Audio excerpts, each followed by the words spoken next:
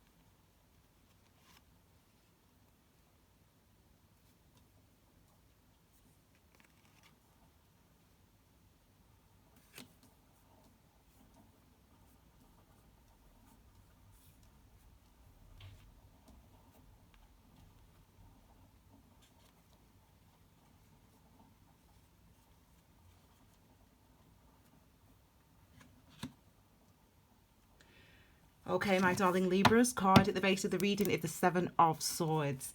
Card at the base of the reading, the perspective you need to see this through and this time period through when it comes to love. And this is the Seven of Swords. Number sevens are the number of mystery, okay? That's my master number. I say that every time. You'll laugh if you're a regular. The affirmation for this, for the seventh chakra, which is obviously number 7, it's linked to, is I am, I understand. So it's all about developing our awareness and our understanding, our clarity. In this instance, with it being sword energy, it's also related, it is again related to our minds and our conscious mind, our thoughts and how we think. So this is about understanding where you stand, understanding what you want, understanding, trying to solve the mystery of why you think the way that you think, what is it you think, what is it you want, etc. So that's the type of question, that sort of that pervades, if you will, over this next month. So let's have a look then at what or who you can encounter over this time period. So we start with the Nine of Cups. We then move on to the Six of, oh my gosh, wands, and then you've got one with a clarifier here. You've got the Page of Pentacles with a clarifier. Well, Libras. Now, this is a very beautiful start, okay? If it's a who you could encounter, we've got water, we've got earth. The specific signs are Taurus, Virgo, Capricorn, but it doesn't really matter. This will basically help to describe that person for you and how you're going to be feeling and what type of things you could be encountering. And we start with the Nine of Cups. This is a card of wish fulfillment. We call this the card of wish fulfillment. This is the card of understanding, knowing, feeling like we know, feeling like we are certain of what we want in a way. But sometimes with the Nine of Swords, we cross our arms and we don't actually act on it. We don't move on it. This is something that you're considering. It's about your movement forward, your progress forward in this relationship, whether it's a deepening connection, whether it's a brand new situation that you find yourself in. This is you really contemplating, obviously supporting this, what it is you want. So it seems like it could be two things. Either you are in love with this person or you want to commit further to this person, but you're telling yourself something different in your mind, or it's vice versa, or this really isn't the person for you and you are trying to convince yourself of the opposite of that. So this is something that's personal to you. You will know. These are the type of things that are beneath the surface anyway. What we don't really sort of maybe consciously speak out loud to other people about and discuss with other people. And you weren't discussing it with other people this month, it looks like, Libra, but there definitely seems to be the love is here in your life, and it's really a decision basically for each of you individual Libras out there, or cross watchers. It's a decision, an individual decision. Is this what I want? Is this who I want? And it seems to be, with this Nine of Cups, it seems that this is what you want, or you are who they want, or they are who you want, but someone's lying to themselves. So there could be, some people in separation at this time, people contemplating reconciling, for example. If that's the case, there's real love and real joy and real feeling connection there. It's just what's going on in our heads that's maybe stopping that progress. We next have the Six of Wands. So number 6 is linked to the Lovers card as well. It's linked here to our perception, our third eye chakra, number 6 as well. So what we know and what we think. And this is interesting, this energy, because it's a card of victory. Number 6 ultimately is a card of union. It's a card of understanding the significance of the previous, appreciating that if it wasn't for what happened previously, then I wouldn't be in this situation now. Recognizing that our experiences are the things that help to propel us forward in life, regardless of how we see them as negative or positive. It's our experiences that move us forward. And this is understanding that, feeling that, knowing that. So there's victory, there's success, there also seems to be actions speak louder than words. This is the energy of action speaking louder than words. So this is someone saying, oh, I really love you, but they've not committed. Well, or vice versa. You know your life. This is actually showing, okay, I do love you, and I'm going to show you now, regardless of, even if you're sort of suspicious of that, or vice versa. This is a time now over this time period where we can actually show our feelings, where we can actually show the truth of how we feel. And this again is supported here by the Page of Pentacles, which has come out with a clarifying card, which we'll look at in a second. Now, pages are all the court cards, in fact, Page, King, Queen, etc. They all indicate levels of change. They all indicate changes that we must go through, growing awareness, if you will. The Pentacles energy is about where we put our energy and effort in order to manifest security, and the Page is masculine, and that therefore it means action. So it's about the things that we do to ensure security.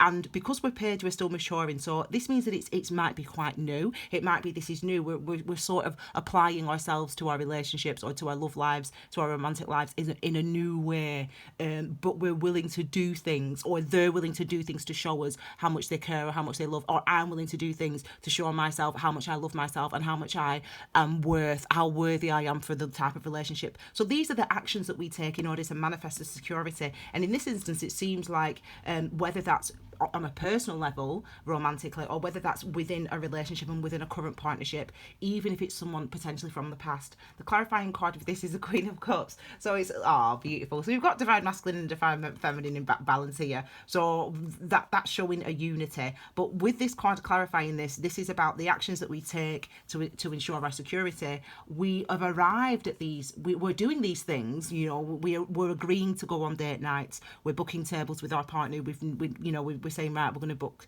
or I'm going to take work less, or I'm going to make sure I go out every Friday with my girls to that bar so that I can try to meet people, or I'm going to improve my Tinder profile. Whatever it is you're actually doing with the Page of Pentacles, it's based on the truth of how you're feeling. It's based on, so the actions that you're taking are actually sincere, or the actions that they are taking are actually sincere, because they're actually based on the emotional world, what this person or what you are actually truly feeling and experiencing. And it's those feelings that are encouraging you, as I said, propelling you forward, making you take action, or making them take action if you, as I said, apply it to your life. So the Queens are divine feminine, which is about our innate wisdom and innate wisdom. The divine masculine goes out in the world and has experiences and does things, and the divine feminine is the one that, we've all got divine masculine and feminine, obviously, and the divine feminine is the one that sort of reflects on those experiences, tries to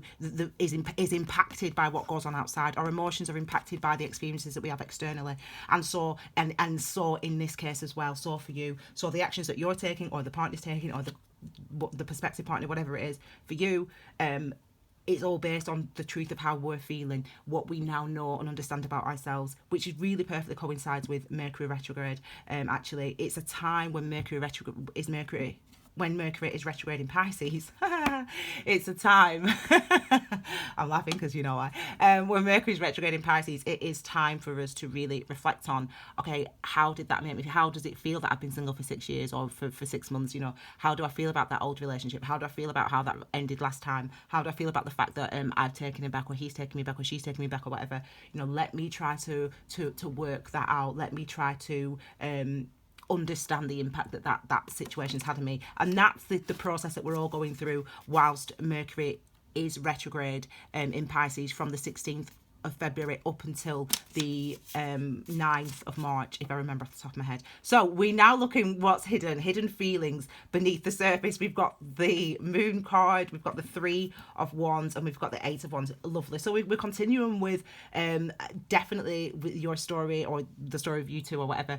This month is definitely movement. It's definitely forward movement. It's definitely forward progress. Even though there are this indicates here, the 7 of Swords indicates we're not able to trust your judgment. You feel, or you think, is this too good to be true? Like, is this going to work out? Like, I don't know, all that type of stuff. Even though you may be thinking that, or they may be thinking that, we're still moving forward. We're still doing things that show our commitment, or to ourselves, or to this relationship, or to this reconciliation. We're still doing things that show our commitment to that. And because, as I said, the things that we're doing is a true reflection of really how we're feeling. So even if our minds are saying one thing, our emotions and our intuition is saying something completely different, and that is what you are following. So beneath the surface, or hidden feelings, we've got the Moon card. The Moon really represents the underworld, if you will, the hidden side of ourselves. This is really the epitome of that energy. And for those followers of Key Wisdom Tarot on Instagram and Facebook, you would have read this the Moon post that I did last year, and it's an extremely dreamy energy, heightened sensitivity. So this energy here indicates that heightened sensitivity that you're feeling, that there's no barrier really between how you're feeling and what you're doing. There's no barrier between how you're feeling and what you're saying, even though we try to sort of control or hold on to things. We don't want to upset him, we don't want to upset her. People might think I'm silly if I say that out loud. That's what our ego does, that's what our conscious mind does, and that's fine that we do that. But when the Moon is active, when Pisces is prevalent in all of our charts, that energy is, and we've got a full moon. Is it in Pisces? Yeah. No. Oh, it's in Leo. Anyway, forget that. But when we're influenced by Pisces like we are at the moment because of Mercury's position there, it's harder to sort of rein ourselves in, because it's this part of ourselves that is in control, our psycho self. The Tibetan Book of the Dead says that we're physical and psycho, so psycho-physical selves. And what that means is that we have everything that's non-physical. So you have a physical body, obviously, and you do things out in the world. But everything else that isn't you, that is non-physical, is governed by this energy here, the energy of water, the energy of the Moon. And that is all your dreams, your ideas, your thoughts, your memories, your wishes, your desires, your perspective, your ideals, your morals, etc. It's all governed by this energy of the Moon. And this is something that, as I said, there's no barrier between all that stuff that you feel and that you intuitively experience. There's no barrier between that and what's going on externally. So sometimes it can be confusing, and we can be sort of, oh my god, like, what's going on here? Like, everything's a bit too 5D here, like everything's a bit too crystal clear, and I don't know whether I can trust it. That's what you're thinking, but it seems that you can trust it. There is an opportunity, and you feel this, you sense this. So what's hidden beneath the surface, or the hidden feelings are, this is something that we can, or I can do. This is a prize I can claim. I can get to this victory. I can have the successful relationship or partnership that I want, or we can get back on better terms, me and my partner, my husband, my wife, whatever it is for you. So this is the indication that within, that's what we're feeling. The wand energy is actually related to our sacral chakra. It's your life force, your ki, your chi. That's what's represented by the wand energy, and that's the thing that moves us, that motivates us, that the feelings of passion, anticipation, excitement that we feel is all governed by the wand energy. The number 3 is linked to the 3rd chakra as well, which is the solar plexus, which is all about our self-confidence and self-esteem and being able to manifest and being able to appreciate our abilities to manifest. So this all suggests that there's the energy of wanting to bring something through, of wanting to attain something. And it seems that, you know, regardless of, as I said, of, oh my God, can I trust this? Or, you know, it never works out for me, but this time it seems really perfect, blah, blah, blah, blah, blah.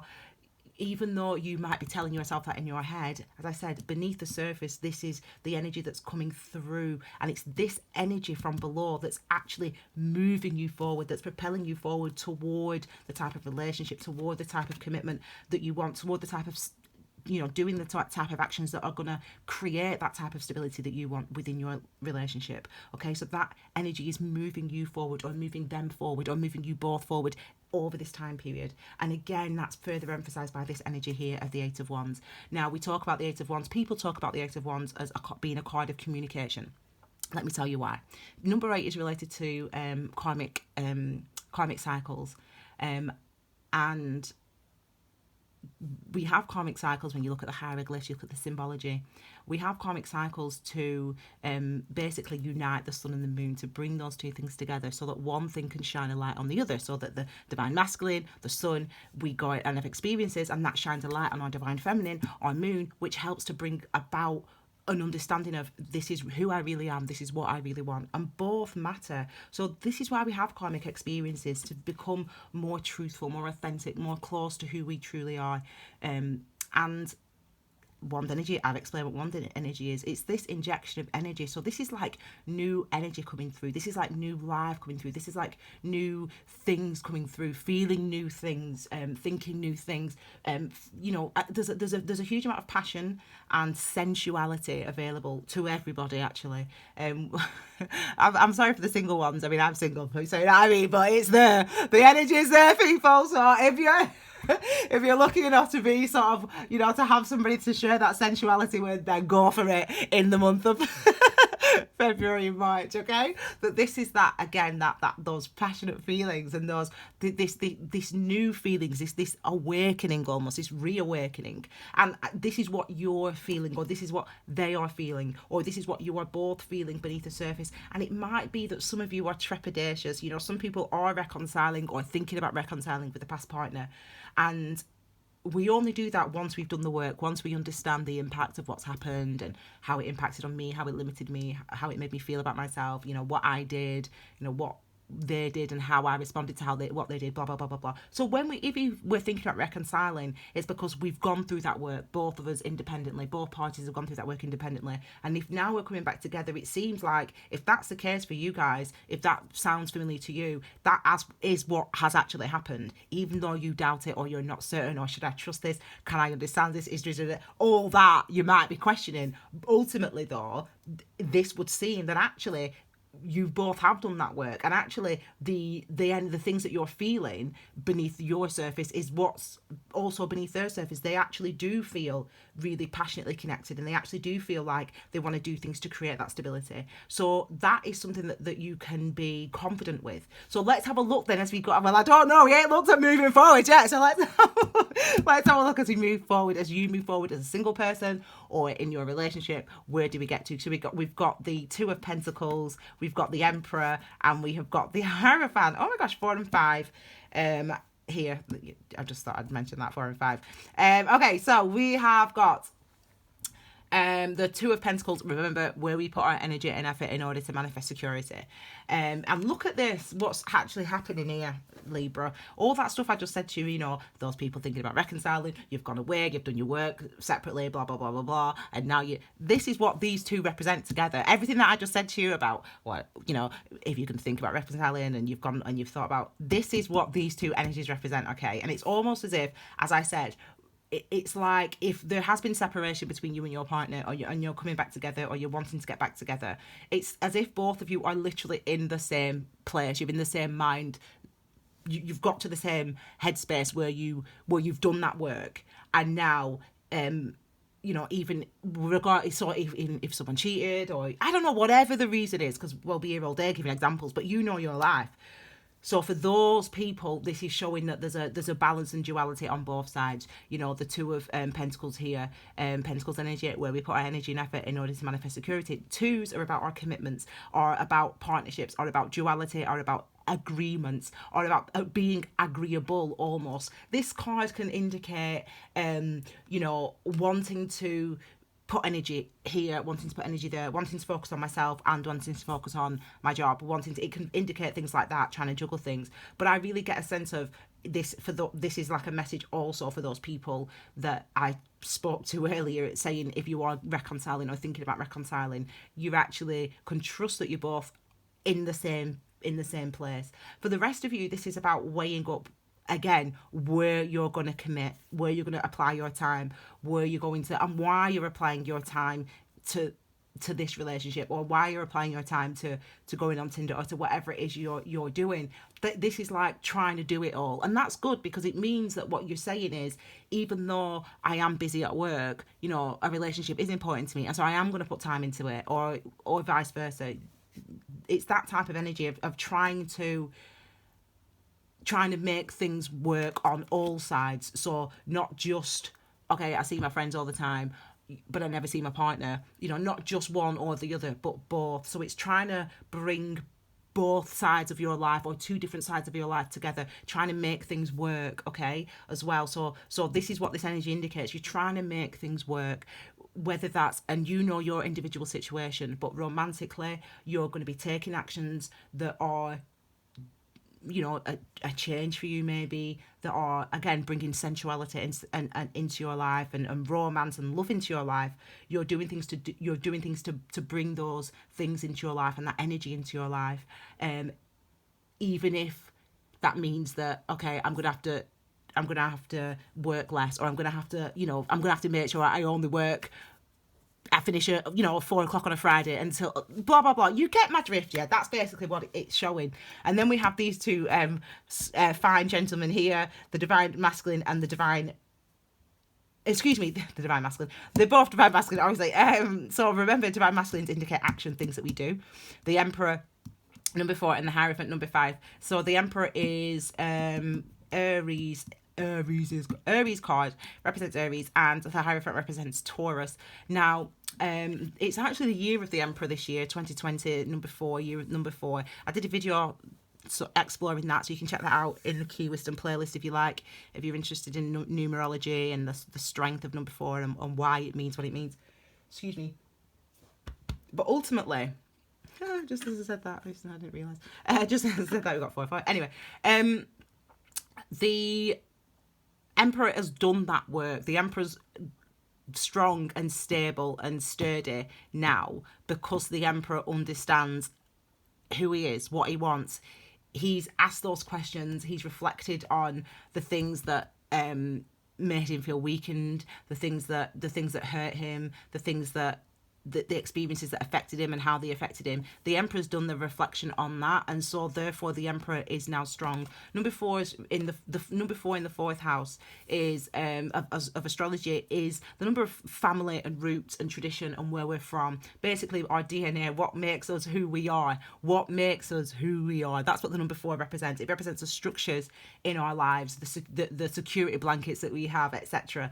But the Emperor understands all of those aspects of self. And that's what makes the Emperor strong and confident, and able to then take confident action moving forward. And that is what we see here. As you move forward in your love relationship, or in your romantic life, or in your singledom, you are feeling a lot more secure, a lot more confident, a lot more aware of what it is you truly need and want, and what it is you truly need to do, etc. Okay, so this is a process that it's as if things become clearer as this time period continues for you. So it means that this energy of doubting, and which is normal, this is what the Emperor does. The Emperor questions. The Emperor says, this is what I want, is this what I need? And not only does the Emperor say that, the Hierophant says it as well. Followers of Key Wisdom Tarot, you will remember that when I did this card for last year, looking at Taurus season, I said you can live your truth or somebody else's. That is the question of the Hierophant. That is what the Hierophant ultimately represents. The Hierophant used to be called the Pope card, okay?